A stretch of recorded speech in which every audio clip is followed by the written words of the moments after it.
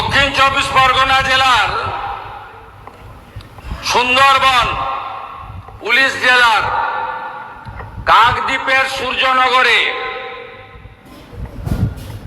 কালী পুজোর সময় মাতা কালীর মূর্তি ভাঙা হয়। সেই কালী মাতার মূর্তি অর্থাৎ আস্থাতে আঘাত করার জন্য এলাকার মানুষ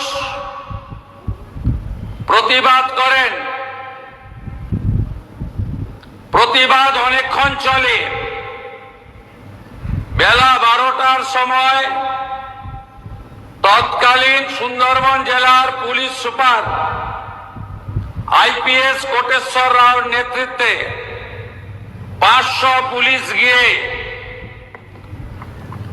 জনতাকে ছত্রভঙ্গ করে, ব্যাপক লাঠিচার্জ করে।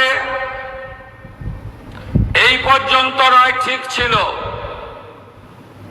তারপরে মাতা কালীকে প্রিজন ভ্যানে তুলে থানায় নিয়ে যায়। আইপিএস কোটেশ্বর রাওকে সাসপেন্ড ঘোষণা করলাম।